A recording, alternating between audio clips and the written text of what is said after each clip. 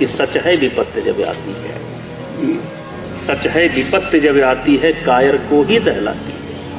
सूरमा नहीं विचलित होते, पल एक नहीं धीरज खोते, संकट का चरण न बहते हैं, जो आ पड़ता सब सहते हैं। जब हम गोरखपुर से यहाँ से गए इस संकल्प के साथ कि मुझे कुछ सुधार करना है, कुछ करना है, तो जैसे क्या होता है कि मैं बड़ा टूटा हुआ था, घर वर गिराया गया था, तमाम बातें हैं, भाई 3-4 मर गए थे। तो उस कविता को मैंने अपना वो बना लिया आधार। तो जब मैं परेशानी में आता था, जब सारे दरवाजे बंद हो जाते थे या जब बिल्कुल मन विकल हो जाता था, तब उस कविता को हम पढ़ते थे कि सच है विपत्ति जब आती है, सच है विपत्ति जब आती है, कायर को ही दहलाती है।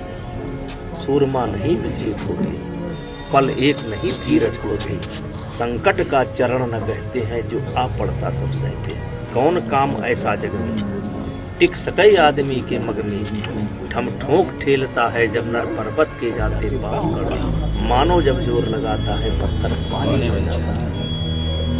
गुण बड़े एक से एक प्रखर हैं छिपे मानवों के भीतर, गुण बड़े एक से एक प्रखर हैं छिपे मानवों के भीतर। मेहंदी में जैसे लाली है, वर्तिका बीज उजियाली है, बत्ती जो नहीं जलाता है रोशनी नहीं होता। पीसा जाता जब इच्छुदंड, झरती रस की धारा प्रचंड। मेहंदी सहती है जब प्रहार, बनती ललनाओं का सिगार।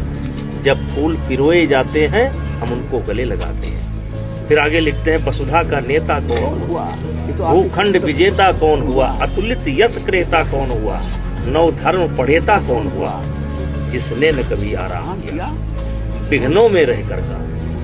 क्यों? जब विघ्न सामने आते हैं, सोते से हमें जलाते हैं, तन को मरोड़ते हैं पल पल, मन को झंझोड़ते हैं पल पल, और सतपथ की ओर लगा कर ही जाते हैं हृदय जलाकर। वाटिका और वन एक नहीं, आराम और रण एक नहीं, वाटिका और वन एक नहीं, आराम और रण एक नहीं, वर्षा अंधड़ आतप कंठ। ये जो जीवन में परेशानियां हैं, चुनौतियां हैं, वर्षा अंधड़ आतप कंठ, पौरुष के है साधन, ये पुरुषार्थ के साधन है।